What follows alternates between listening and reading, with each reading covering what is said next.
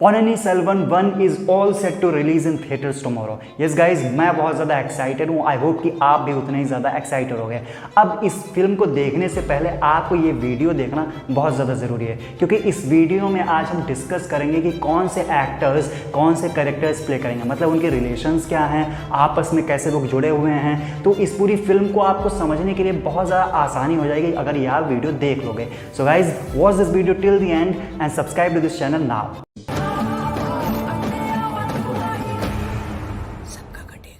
सो hi hello नमस्ते, मैं हूं Mohit Dikshit, you are watching me on फिल्मी बाब। गाइज, आज ज़्यादा टाइम वेस्ट नहीं करेंगे, डायरेक्ट इस वीडियो में उतरेंगे। सो गाइज, ये आपको पता ही होगा कि पोन्नियिन सेल्वन 1 जो है ये चोला किंगडम की कहानी है, मतलब कि चोला एम्पायर कैसे फैला था, कैसे उसको तोड़ने की साजिश की गई थी, उसकी पूरी कहानी है। सबसे पहले मैं पोन्नियिन सेल्वन का आपको मतलब समझा देता हूँ। पोन्नियिन सेल्वन का मतलब होता है कावेरी का बेटा। कावेरी मतलब कावेरी नदी, और साउथ में हर कोई जानता है कि कावेरी नदी बहती है, वहाँ उसी के तट के किनारे पे चोला किंगडम हुआ करता था। तो उसका जो कावेरी का बेटा जिसको कहा गया, वो मैं आपको आगे बताऊंगा, वो हमारी इस कहानी का हीरो है।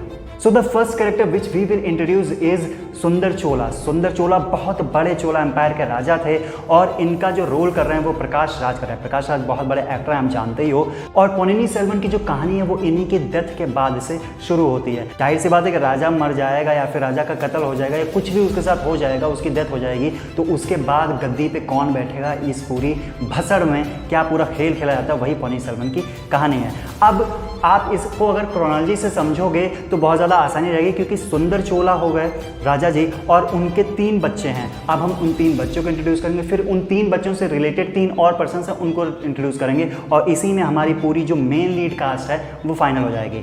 सो गाइस, प्रकाश राज मतलब कि सुंदर चोला के 3 यहाँ पे बच्चे दिखाए जाएंगे आपको। सबसे जो बड़ा बेटा होगा उसका नाम है आदित्य करिकलन।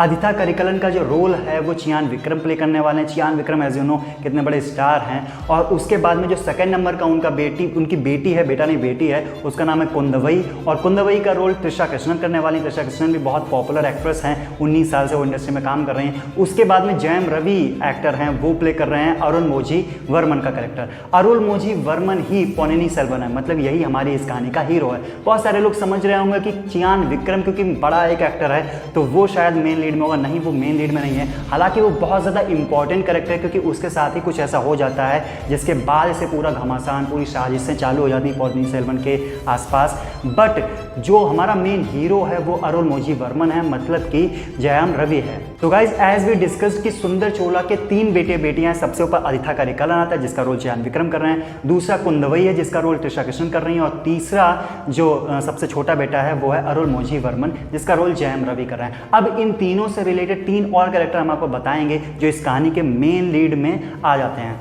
तो जो सबसे पहला कैरेक्टर हम इंट्रोड्यूस करेंगे वो है कार्ति का। कार्ति बहुत अच्छे एक्टर हैं, कैथी फिल्म में आपको उनको देखा होगा, और भी बहुत सारी उनकी फिल्में हैं, विरुमन अभी रिलीज हुई थी। तो कार्ति इसमें एक इंपॉर्टेंट कैरेक्टर कर रहे हैं, और उनके कैरेक्टर का नाम है वल्लभरायन।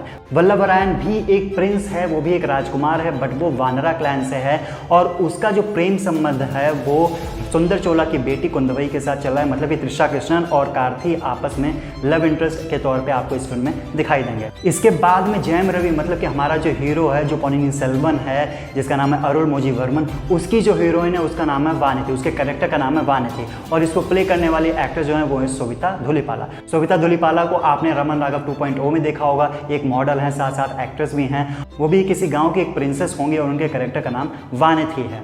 अब जैसे कि मैंने बताया कि अरुलमोझी वर्मन का जो लव इंटरेस्ट है वो वानिथी है, और कार्ति जिसका रोल कर रहे हैं मतलब वल्लभरायन और कुंदवई आपस में लव इंटरेस्ट हैं। तो अब जो हमारा मेन हीरो बचता है मतलब कि चियान विक्रम, उसकी लव इंटरेस्ट कौन है वो भी बताएंगे, बट उससे पहले एक और कैरेक्टर आपको इंट्रोड्यूस करेंगे, और वो है ऐश्वर्या लक्ष्मी। ऐश्वर्या लक्ष्मी बहुत अच्छी एक्ट्रेस हैं, बहुत ज़्यादा टैलेंटेड एक्ट्रेस हैं, और वो भी इस फिल्म में वो एक वोट वुमेन का रोल कर रही हैं। उनके किरदार का नाम पुंजोली है, और उनको समथीरा किरण भी कहा जाता है, मतलब कि प्रिंसेस ऑफ द ओशियन। अब उनका इसमें कैसे किरदार आगे बढ़ता है वो आप इसको फिल्म में देखिएगा, बट इसके बाद हम उस कैरेक्टर की बात करेंगे जिसका इंतजार सबसे ज़्यादा है, मतलब इस कहानी की विलन का किरदार। अब आप इतना तो जानते हो कि किसी भी फिल्म में जितना इंपॉर्टेंट हीरो होता है उतना ही ज़्यादा इंपॉर्टेंट उसका विलन होता है। तो इस फिल्म में जो विलन का किरदार कर रहे हैं कर रहे नहीं कर रही हैं वो हैं ऐश्वर्या राय बच्चन।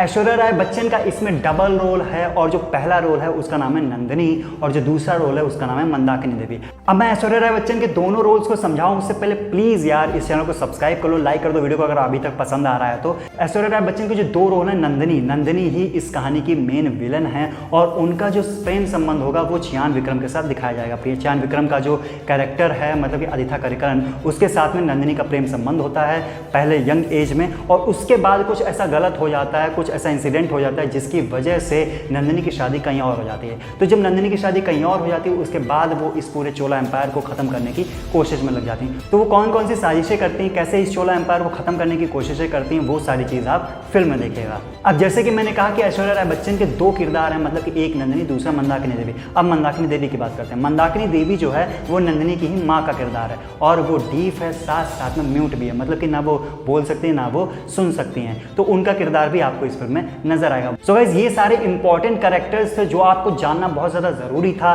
इन कैरेक्टर्स को जानने के बाद स्टोरी समझने में अब आसानी होगी और अब इन बड़े बड़े एक्टर्स को इंट्रोड्यूस करने के बाद में हम 2-3 और एक्टर्स के बारे में आपको बताएंगे जो सपोर्टिंग एक्टर्स में, लेकिन उनको आप जानते बहुत ज़्यादा पॉपुलर हैं, सो उनके बारे में भी आप जान लीजिए। पेरियार पजुवेटरायर ऐश्वर्या राय बच्चन का जो कैरेक्टर नंदिनी उसके पति हैं और इस किरदार को निभा रहे हैं आर शरद कुमार। आर शरद कुमार की उपलब्धि सिर्फ यही नहीं कि वो ऐश्वर्या राय के इसमें पति बने हैं, उसके साथ साथ वो बहुत अच्छे एक्टर हैं। और पेरियार पजुवेटरायर उस वक्त में चांसलर हुआ करते थे चोला किंगडम के और साथ साथ में ट्रेजर हुआ करते थे, मतलब कि उस टाइम पे किंग्स के बाद में सबसे ज़्यादा इंपॉर्टेंट, सबसे ज़्यादा इन्फ्लुएंशियल और सबसे ज़्यादा रिचेस्ट पर्सन पूरे किंगडम के यही थे। इसके अलावा आपको इस फिल्म में नस्सार भी नजर आएंगे। नस्सार बहुत अच्छे एक्टर हैं, बहुत पॉपुलर एक्टर हैं और इनका किरदार का नाम है वीरा पंड्यान। इनके अलावा लाल भी आपको इस फिल्म में नजर आएंगे। लाल भी बहुत ज़्यादा अच्छे एक्टर हैं और ये इन तीनों भाई बहन मतलब कि आदित्य करिकलन, कुंदवई और अरुल मोजी के नाना के रोल में आपको नजर आएंगे।